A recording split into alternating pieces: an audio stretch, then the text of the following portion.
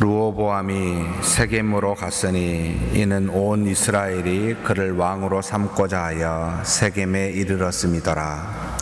느밧의 아들 여로보암이 전에 솔로몬 왕의 얼굴을 피하여 애굽으로 도망하여 있었더니 이제 그 소문을 듣고 여전히 애굽에 있는 중에 무리가 사람을 보내 그를 불렀더라. 여로보암과 이스라엘의 온 회중이 와서 르호보암에게 말하여 이르되 왕의 아버지가 우리의 멍에를 무겁게 하였으나 왕은 이제 왕의 아버지가 우리에게 시킨 고역과 매운 무거운 멍에를 가볍게 하소서. 그리하시면 우리가 왕을 섬기겠나이다. 르호보암이 대답하되 갔다가 3일 후에 다시 내게로 오라 하매 백성이 가니라. 르호보암 왕이 그의 아버지 솔로몬의 생전에 그 앞에 모셨던 노인들과 의논하여 이르되 너희는 어떻게 충고하여 이 백성에게 대답하게 하겠느냐.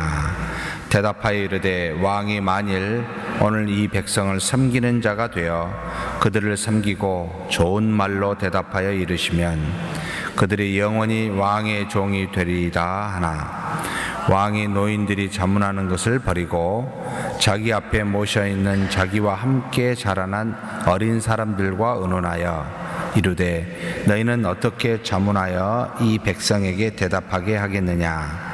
백성이 내게 말하기를 왕의 아버지가 우리에게 매운 멍에를 가볍게 하라 하였느니라. 함께 자라난 소년들이 왕께 아뢰어 이르되 이 백성들이 왕께 아뢰기를 왕의 부친이 우리의 멍에를 무겁게 하였으나 왕은 우리를 위하여 가볍게 하라 하였은즉 왕은 대답하기를 내 새끼 손가락이 내 아버지의 허리보다 굵으니 내 아버지께서 너희에게 무거운 멍에를 매게 하였으나 이제 나는 너희의 멍에를 더욱 무겁게 할지라. 내 아버지는 채찍으로 너희를 징계하였으나 나는 전갈 채찍으로 너희를 징계하리라 하소서. 3일 만에 여로보암과 모든 백성이 르호보암에게 나와왔으니 이는 왕이 명령하여 이르기를 3일 만에 내게로 다시 오라 하였습니다. 왕이 포악한 말로 백성에게 대답할새 노인의 자문을 버리고 어린 사람들의 자문을 따라 그들에게 말하여 이르되 내 아버지는 너희의 멍에를 무겁게 하였으나 나는 너희의 멍에를 더욱 무겁게 할지라. 내 아버지는 채찍으로 너희를 징계하였으나 나는 정갈 채찍으로 너희를 징계하리라 하니라. 왕이 이같이 백성의 말을 듣지 아니하였으니 이 일은 여호와께로 말미암아 난 것이라. 여호와께서 전에 실로 사람 아히야로 느밧의 아들 여로보암에게 하신 말씀을 이루게 하심이더라. 온 이스라엘이 자기들의 말을 왕이 듣지 아니함을 보고 왕에게 대답하여 이르되 우리가 다윗과 무슨 관계가 있느냐. 이새의 아들에게서 받을 유산이 없도다. 이스라엘아 너희의 장막으로 돌아가라. 다윗이여 이제 너는 내 집이나 돌아보라 하고 이스라엘이 그 장막으로 돌아가니라. 그러나 유다 성읍들에 사는 이스라엘 자손에게는 르호보암이 그들의 왕이 되었더라. 르호보암 왕이 역군의 감독 아도람을 보냈더니 온 이스라엘이 그를 돌로 쳐 죽인지라. 르호보암 왕이 급히 수레에 올라 예루살렘으로 도망하였더라. 이에 이스라엘이 다윗의 집을 배반하여 오늘까지 이르렀더라. 온 이스라엘이 여로보암이 돌아왔다 함을 듣고 사람을 보내 그를 공회로 청하여 온 이스라엘의 왕으로 삼았으니 유다 지파 외에는 다윗의 집을 따르는 자가 없으니라. 아멘. 어제 열왕기상 11장을 통하여 이제 하나님께서 솔로몬에게 주신 그 지혜를 가진 솔로몬이 하나님보다 앞서 이 지혜를 의지하여 무려 700명의 후궁과 300명의 첩을 두어 결국은 이들로 말미암아 이방 신들이 들어오게 되었고 그로 말미암아 그의 마음이 여호와를 떠나게 된 일에 대해서 우리가 함께 나눴습니다. 하나님께서 그것을 보고 다윗에게 약속했던 그 언약을 지키고자 이 솔로몬 당대에는 그 나라를 그에게서 빼앗지 아니하고 그 후손에게서 빼앗겠다라고 예언하였고, 그 예언되어진 말은 곧 아이야, 선지자 아이야를 통하여 결국 여로보암에게 자신의 옷을 12개를 찢은 것 중에 10조각을 가지게 하므로 그에게 이와 같이 지파를 주겠다라고 예언되어진 말씀을 함께 나누었습니다. 하나님께 받은 은혜가 하나님을 믿는 믿음을 저버리고 또는 방해가 되고 또는 문제가 될 수 있음을 기억합시다. 절대 하나님보다 앞서지 맙시다. 그리고 하나님은 반드시 그와 같은 교만에 대해서는 징계하십니다 라는 것을 우리가 기억하고 오늘 12장의 말씀을 봤으면 좋겠습니다. 솔로몬이 40년을 통치하고 그가 다윗의 성읍에 죽어서 장사되고 그의 아들 르호보암이 대신하여 왕이 되니라 라고 11장 43절에 나타납니다. 12장 드디어 르호보암이 솔로몬을 대신하여 왕이 되었는데, 온 이스라엘의 왕이 되기 위하여 세겜 땅 곧 아브라함이 은으로 산, 그래서 아브라함과 이삭과 야곱이 거기에 숨져 있었던 땅, 그게 세겜이지요. 예수님 당시는 사마리아라는 곳입니다. 그런데 이 세겜에 이르러서 온 이스라엘 백성과 함께 대면하는 장면이 나타나게 됩니다. 이 소식을 들은 애굽에 있었던 여로보암도 참여하게 됩니다. 그래서 온 이스라엘 회중과 함께 여로보암이 이 르호보암에게 요청하게 됩니다. 당신의 아버지가 우리의 명예를 무겁게 하였으나 이제 왕의 아버지가 우리에게 시킨 고역과 매운 무거운 멍에를 가볍게 해 주소서라고 요청하게 됩니다. 솔로몬 당대에 많은 하나님의 은혜로 부가 있었지만 그 부를 키우고 왕궁과 성전을 세웠었던 사실 모든 사람들은 누구였겠습니까? 바로 이 백성들 아니었겠습니까?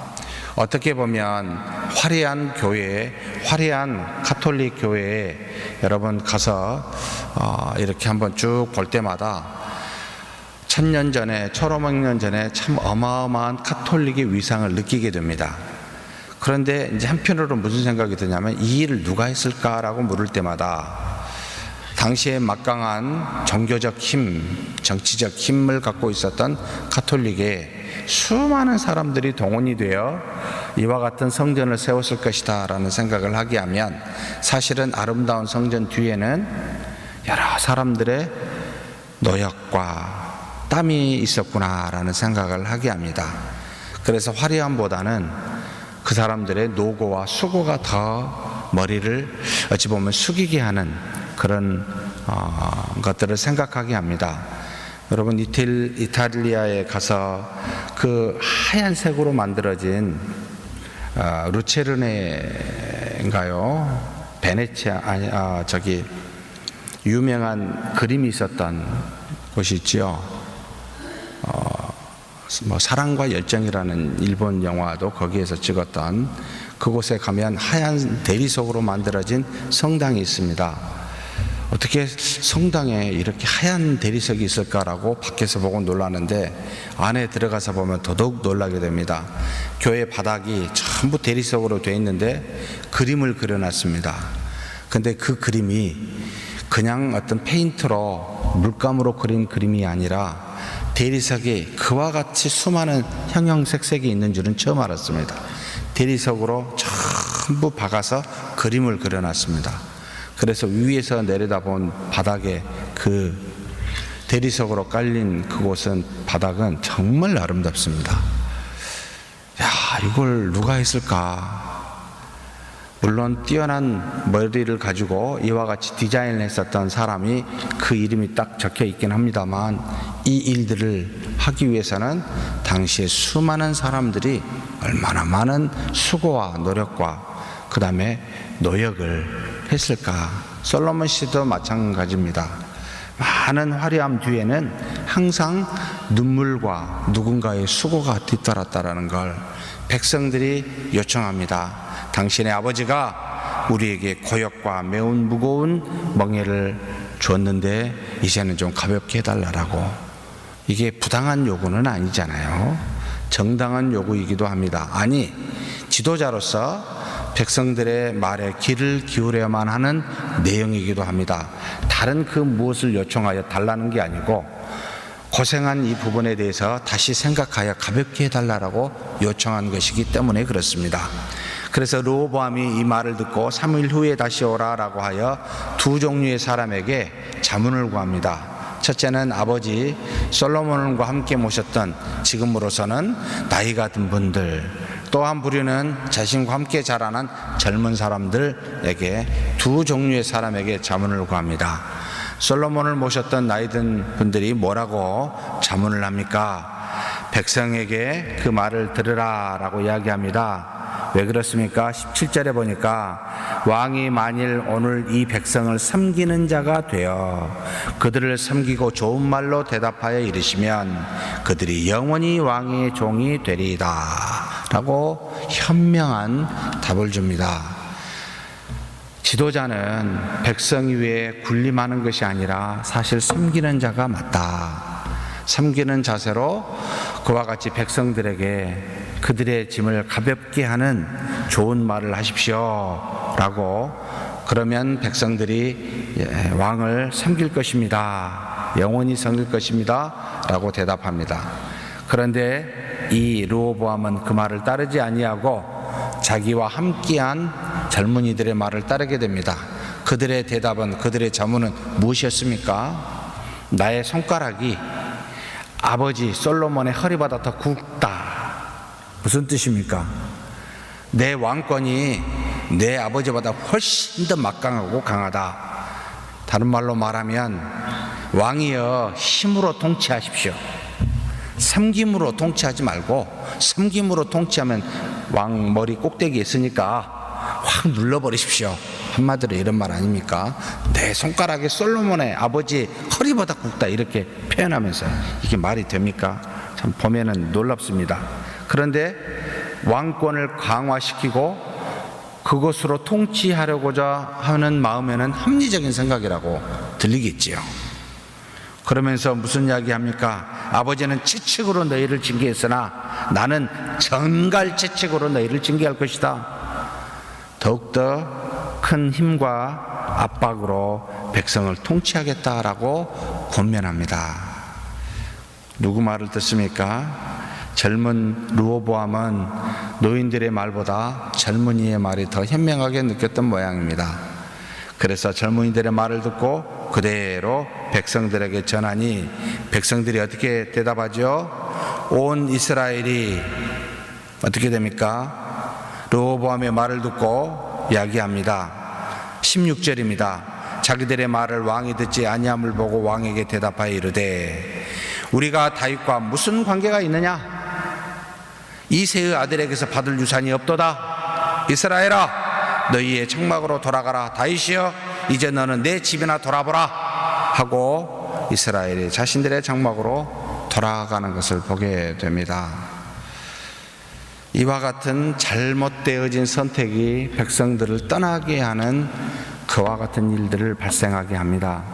사랑하는 성도 여러분, 이스라엘 백성뿐만 아니라 이 땅의 모든 지도자, 특별히 교회는 더더욱 그렇지 않겠습니까? 하나님의 사람들을 섬기고 사랑하는 것이 우리의 본분입니다. 위에서 군림하고 통치하는 것이 세상의 원리입니다. 그 힘의 원리를 가지고 교회에서 이렇게 저렇게 하면 마음이 떠나겠지요. 우리 주 예수 그리스도는 죽으심으로 그 사랑을 모든 사람 앞에 확증하셨습니다. 우리가 누군가에게 무언가를 하고자 한다면 우리는 섬기는 자가 되어야 됩니다 라는 것을 가르치죠. 그런데 놀랍게도 15절에 왕이 이같이 백성의 말을 듣지 아니하게 됐는데 이것은 누구로부터 기인하였습니까? 이 일은 여호와께로 말미암아 난 것이라 라고 말합니다. 여호와께서 전에 실로 사람 아히야로 느밧의 아들 여로보암에게 하신 말씀을 이루게 하심이더라. 참 이 말씀이 놀랍기도 하고 어렵기도 합니다. 하나님께서 모든 일을 주장하고 주관하고 역사하고 계신 것을 깨닫게 하기도 하지만, 다른 한편으로 어떻게 르호보암에게 이와 같은 악한 생각을 하게 하지? 라고 하는데, 이것은 조금 신학적으로 해석해야 할 필요가 있습니다. 마치 하나님께서 모세를 통해서 이스라엘 백성을 애굽에서 끄집어낼 때 바로의 마음을 어떻게 하셨죠? 강팍해 하셨더라. 이 말이 굉장히 많은 사람, 특별히 우리에게 의문을 가져다 줍니다. 아니, 어떻게 하나님께서 죄를 짓도록 사람의 마음을 그렇게 강팍해 만들지? 라고 하는 것으로 생각하게 됩니다. 종종 우리는 성경을 볼 때마다 조심스러운 부분이 이겁니다. 하나님이 자신의 섭리와 놀라운 능력, 전지전능함을 드러내실 때 우리 이상의 한계로 이해할 수가 없어 우리식으로 표현한 게 참 많습니다. 그런 게 일반적으로 하나님의 발등상이니 보좌니, 또는 하나님께서 모든 것을 마치 사람인 것과 같은, 그와 같은 말로 표현하여 우리에게 이야기하신 것이 참 많습니다. 우리의 눈높이에 맞춰 우리에게 이해하도록 하시는 말씀이지요. 무슨 하나님이 보좌가 있겠습니까? 보좌가 있으면 엉덩이가 있다는 말이고, 발등상이 있다는 말은 발이 있다는 말인데, 오른손이 있으면 왼손이 있다는 말이고, 그래서 보좌 우편이고 좌편이고 이런 말이 나오는 것은 우리의 이해를 돕는 것이죠.